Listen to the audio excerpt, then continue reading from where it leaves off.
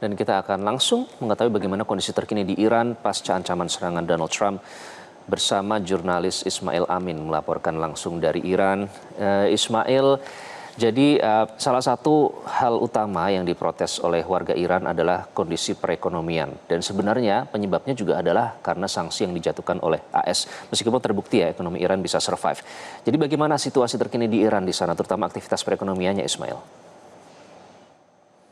Ya, selamat sore Mas Iqbal, waktu Iran dan pemirsa Metro TV di tanah air dan di mana saja berada. Saat ini saya sedang berada di Iran. Situasi terkini di Iran pasca kerusuhan hingga sore ini terpantau stabil dan kondusif. Aktivitas perekonomian warga kembali berjalan normal. Pasar-pasar tradisional, pusat perbelanjaan, transportasi umum, hingga perkantoran kembali beroperasi seperti biasa. Tidak terlihat pembatasan aktivitas ekonomi dan roda kehidupan masyarakat Iran secara umum juga sudah pulih.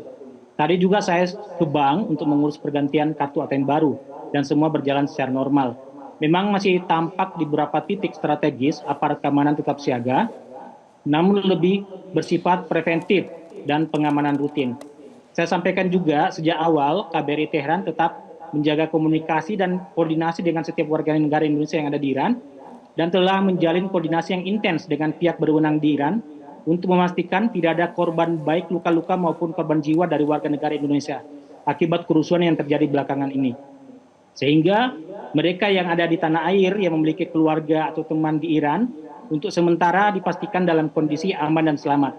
Internet memang belum bisa diakses secara maksimal, masih diberlakukan pembatasan, namun dalam sepekan ini internet domestik bisa digunakan sehingga WNI yang berada di Iran itu bisa saling berkomunikasi.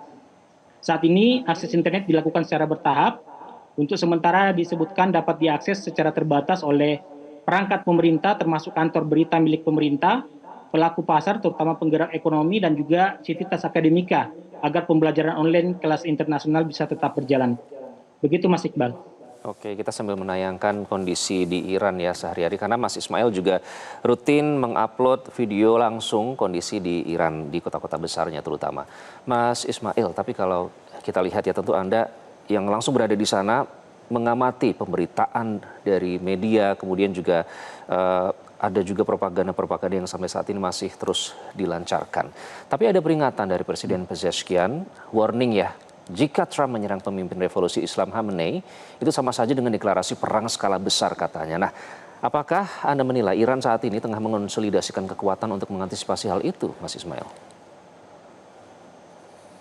Ya, Mas Iqbal, terkait pernyataan Presiden Iran terhadap Presiden Amerika Serikat Donald Trump, pemerintah Iran itu menyampaikan peringatan keras agar Presiden Amerika tidak melampaui batas, khususnya menyangkut posisi dan kehormatan pemimpin revolusi Islam Iran. Karena menurut Pezeshkian, apa yang disampaikan oleh Donald Trump terkait Ayatullah Ali Khamenei itu dianggap menghina.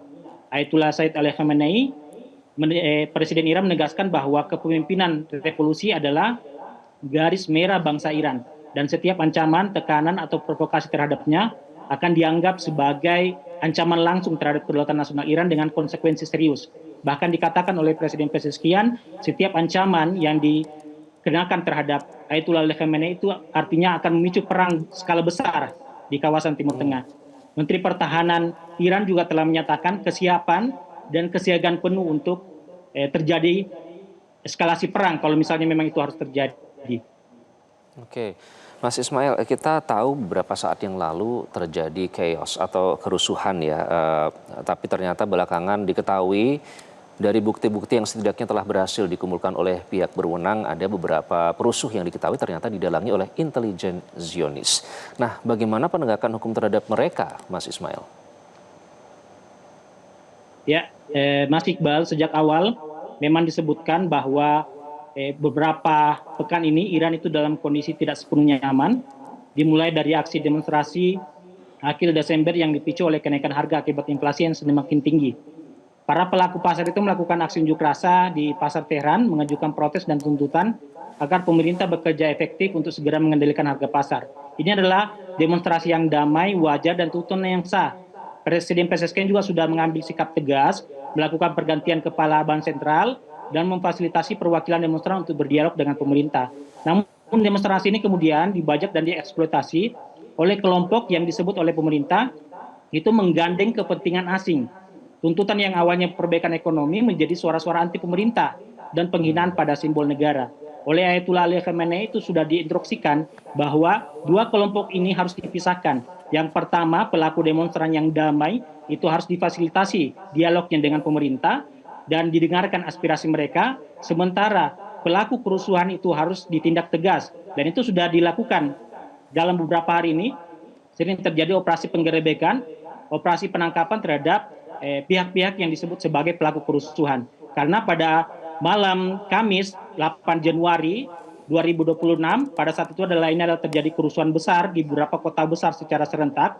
Pada saat terjadi kerusuhan, pemerintah telah menghimbau kepada warga untuk tidak keluar, dan pada saat itu yang keluar rumah hanya para pelaku kerusuhan, sehingga mereka dapat dengan mudah diidentifikasi identitasnya. Sehingga hari-hari ini adalah hari-hari penggerebekan dan penyergapan. Baru-baru tadi saya menonton televisi itu disebutkan terjadi baku tembak di provinsi Sistan Baluchistan, karena di provinsi ini termasuk yang paling keras kerusuhannya, dan penyelundupan senjata juga melalui provinsi ini.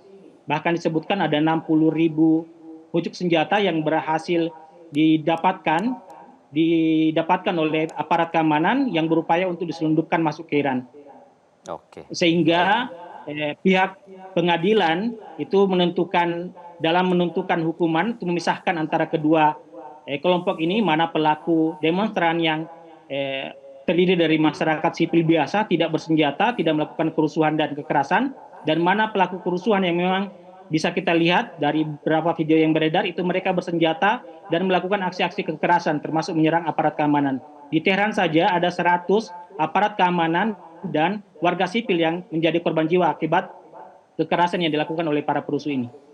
Oke, baik Mas Ismail, terima kasih atas informasinya karena tentu saja Anda tinggal di sana, jadi Anda tentu jauh lebih tahu dibandingkan mereka yang mungkin hanya bisa mengamati dari media sosial. Jadi terima kasih dan kami tunggu selalu update-nya melalui media sosial, cukup membantu kami untuk mendapatkan gambaran yang lebih utuh dan apa yang sebenarnya terjadi di sana. Terima kasih Mas Ismail Amin melaporkan langsung dari Iran.